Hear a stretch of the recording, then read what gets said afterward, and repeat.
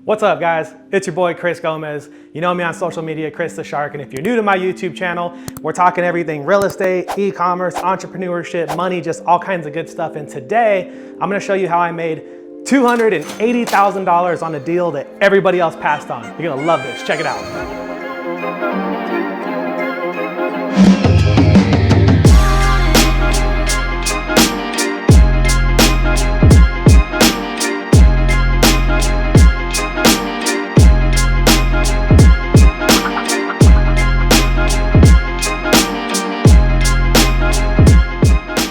What up, guys? I'm gonna show you how I made $280,000 on this property that everybody else was passing on, okay? You guys are gonna love this. Check it out. Oh, before I jump into it, do me a favor. Hit the like button, smash the subscribe button, make sure you keep following your boy for more content. I'm gonna be pumping out free content like crazy for you guys here on YouTube. And of course, make sure you're following me on Instagram, TikTok, everywhere. All right, let's get into it. So first things first, this actual house, it wasn't a house, it was a 4-unit apartment complex. Purchase price was $650,000. The reason I feel like a lot of people were passing on the deal is because the retail value of this thing was somewhere between $900,000 and $1 million, but it was one of those properties that's difficult to figure out the actual value because it's 4 units. It was in Long Beach, California, which is like kind of a high dollar rent area. The rents were way undervalued. A lot of times when you have apartments or like even mini apartments like this, they say if it's under 5 units, you should be able to go by comps, but the truth is, it's usually investors that buy these deals, and at the end of the day, they're always just looking at that cap rate. They want to see what kind of rent it's producing for $900,000 or $1 million. So this particular seller was having a hard time selling the property. The listing was on the MLS for a long time, then it got expired. I think he had it listed for like 9 something, right? Anyways, make a long story short, by the time I got to him, he was super motivated. You know, the guy lived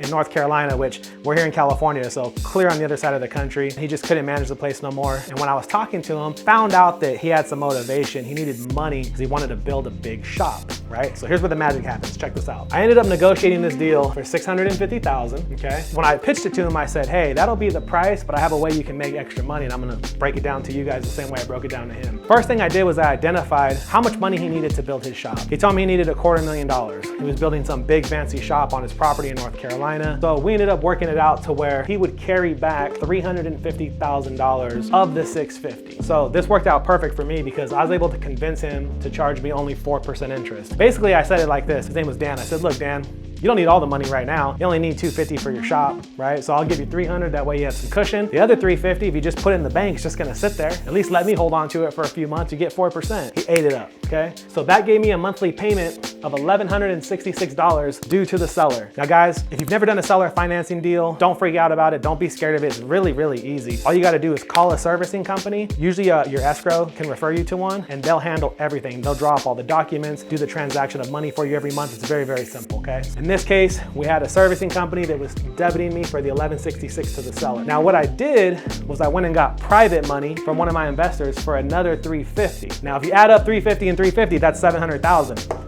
Purchase price was only $650, and I had seller pay all closing costs. So what I did was I basically got my private lender to give me $350 at 9% interest, which overfunded the deal. So when we closed the deal day one, I walked out of escrow with a $50,000 check, okay? And the reason I did that was because I thought maybe I would need some of that money to fix the place up and get the rents raised and, you know, do my thing. So I walked out at $50,000 up. I have 2 payments here. One to the seller, 4%, $1,166 a month. One to my buddy who put up the other $350 at 9%, $2,625 a month. I know I'm going kind of fast, so bear with me here, but that's a total just shy of $3,800 a month in payments, okay?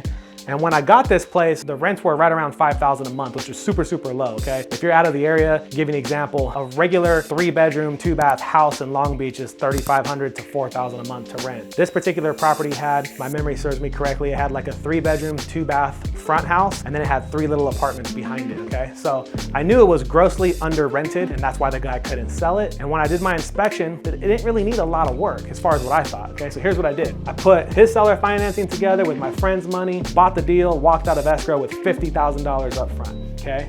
Then I had my property manager immediately go in and raise everybody's rents, okay? And all we had to do was fix up about $2,000 worth of shit in one of the units. That's it. So out of this 50,000, literally like about $2,000 worth of just touching up little ticky-tack stuff is all we spent. And we got everyone's rents raised to a combined total of $7,000 a month. So essentially what we did was bump everybody up $500 a month. And guys, here's another pro tip, okay? My property manager is really good at doing this. She'll just go in and say, hey, you know, we're either gonna send you a notice to move, or we can raise the rent. And obviously we don't wanna dump a bunch of money in this place. You don't wanna pay full market rent. So let's just meet in the middle. We'll just bump you up a little bit. And that's basically what she did. I don't remember the exact breakdown, but it was $7,000 a month across 4 units. And we were already at 5. So it's an average of about $500 a month per unit that we raised. And guess what that did? Check it out. That gave me $3,200 a month in cash flow while I just turn around and put the property on the market. And that's exactly what I did. I closed on it. I walked out with 50 grand up front. I raised the rents. That took, you know, all of a couple weeks. Once the new rents went into effect, I cash flowed $3,200 a month. I immediately called my boy, who's my agent. I said, hey, put this property on the market for me. It sat on the market for 9 months. But guess what? I didn't care, because every month it was sitting there, I was collecting $3,200 and I already made 50 grand. Long story short, I ended up selling it to a cash buyer for $900,000. You can add it up all real quick. Just shy of 300 grand I made on a deal that everybody was passing on. So guys, here's the tip of the day behind this video, okay? Make sure when you're looking at deals that you're always looking at it from a creative standpoint of how can I structure this deal? How can I put this thing together to where everybody wins? If other people are passing on it, that doesn't always mean it's a bad deal. If other people are passing on it, a lot of times it's just because they don't have the wherewithal to see past the fog, right? They can't look at it from a creative standpoint and figure out a way to put it together. Most people are very number oriented. Check it out. Most people get on the calculator and they go,